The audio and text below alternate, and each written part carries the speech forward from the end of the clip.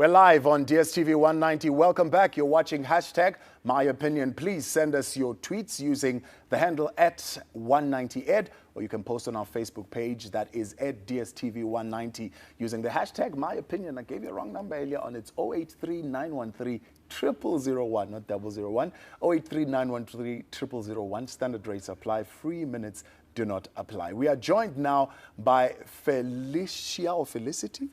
Felicity Yes. Vilagazi. Felicity, a young South African. Welcome. Thank you. Thank you for having me. Well, Felicity, before we get to you, we actually have a call on the line. Gary out in Durban. Gary, good evening, and thank you for joining us on hashtag #MyOpinion. How are you this evening? Hi, thank you, Red. Thank you very much for having me. I just wanted to say I really want to applaud the panel.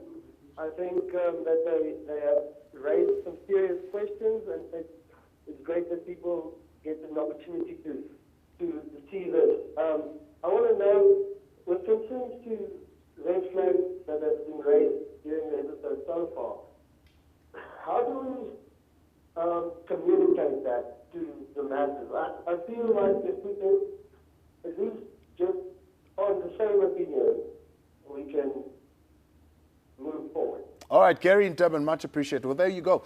Before we got back from the break, and that's exactly what you were talking about. Gary saying, well, the red flags are there. They've been kind of swung around by certain sectors of society. But why are we not talking about these issues? Why are we not having dialogue about these issues? I mean, now it's Anti-Racism Week. We are starting to have dialogue about racism. We are starting to see young people forcing us to have dialogue about the language policy at institutions of higher learning. But this is not something that we have done over the past 22 years. Yeah.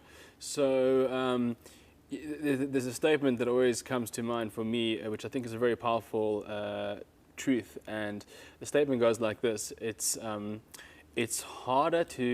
easier to take someone out of exile than to take the exile out of them. Yeah. And you know, in South Africa, we've thank God shifted and moved away from the entrenched racism that we had as a policy, and we've made great strides in that way. But to say that we're finished and we're done is such a kind of simplistic understanding of the complexity that's required in terms of the conversations that have to happen and the deeper level of interaction that needs to take place. There's a statement by an amazing psychologist. His name is Arnold Mandel, and he specializes in working with diversity and conflict around the world for decades now. And he said a statement, a very fascinating statement. He said that if all the people in the world who are oppressors were to stand down and all the oppressed were to stand up, so literally changing places, chances are the world wouldn't change in a sustainable way. Where the oppressed would become oppressors. It would just kind of play out. And he says, until each side starts to have those difficult conversations and really, in a vulnerable way, in an authentic way, connect and talk about the feelings and the judgments and the beliefs and the assumptions and the wounds on both sides, then we don't really get anywhere. Felicity, let's bring you in here. Are you optimistic about the future of South Africa? What's your lived experience? I would say I am, but if you had asked me that question a few years back, then I probably would have given you a different answer, but I'm very optimistic, I would say, but I can't close my eyes and pretend as if I can't see what's happening in the country. Firstly, 90%, 80% of the people that I know are unemployed, and then within the 20% that is, 5% are actually working towards their goals. They have degrees and whatever, they have the jobs that they wanted, and then the 15% that's working a job that they don't want, call centers, retails, and etc. Doing it for the money. Exactly. Yeah, to survive. Exactly, and we're being exploited as well, because within those the jobs that we get like 30,000 rand, and 3,000 rand cannot do anything for us. The cost of living is just too high, And I think because of that, we get very angry, and then we want to show them our anger. Because if we sit down like this with them and discuss it, they don't want to listen. So the best way to do it is for us to retaliate and get angry and burn streets and burn schools, and etc., which is not a good thing. What is the source of this anger for you primarily? You're saying employment. So the labor sector, you're not happy about that. What other service delivery areas are young people particularly not happy about? Wow. I would say everything, basically. You need a full show to do that. I mean, I employ people, and I've seen, you know, you put your data out there because you want to attract more business. But most of the emails that you're getting are people who are looking for jobs. Yeah.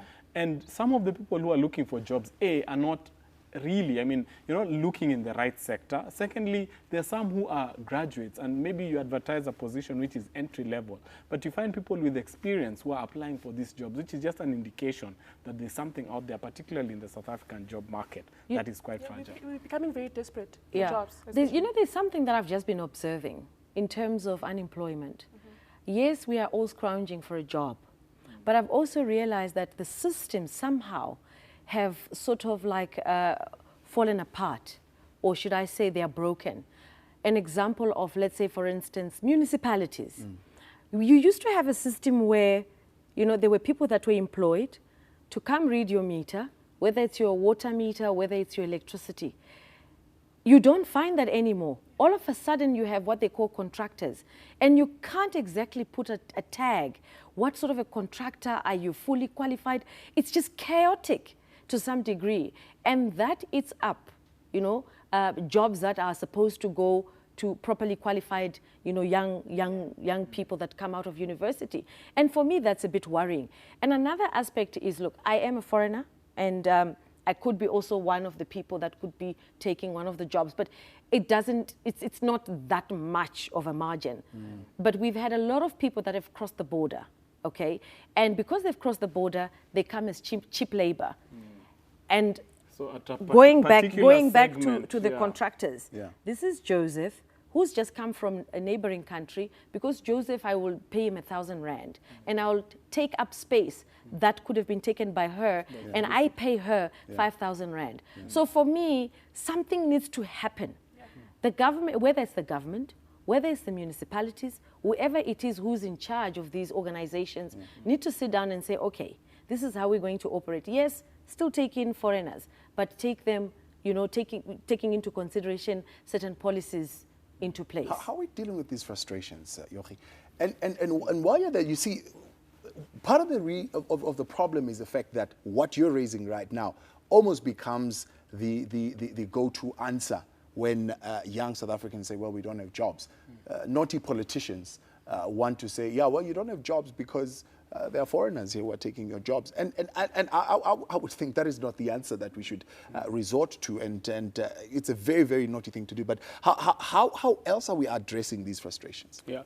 So, I mean, I would want to bring the perspective that, and it's not in any way to minimize the reality of the challenges. And I think that has to be dealt with. It absolutely has to be dealt with. I guess what I want to bring as a different, deeper perspective, as a good old psychologist, is to really think about that change has to come from within. And change starts within me. You know the story they tell of a guy who woke up one day and he wanted to change the whole world, and he just got exasperated and exhausted. He realized he couldn't, and then he thought, okay, I'll just change my country. And he got up the next day or next week and wanted to change his country, and that didn't work. It was really hard and difficult, and he got totally burnt out. And he thought, okay, well then I'll just change my community, and the same thing. And then he thought, okay, my family, and that didn't even, you know, he didn't manage that. And then he thought, okay, my partner. And even that didn't work.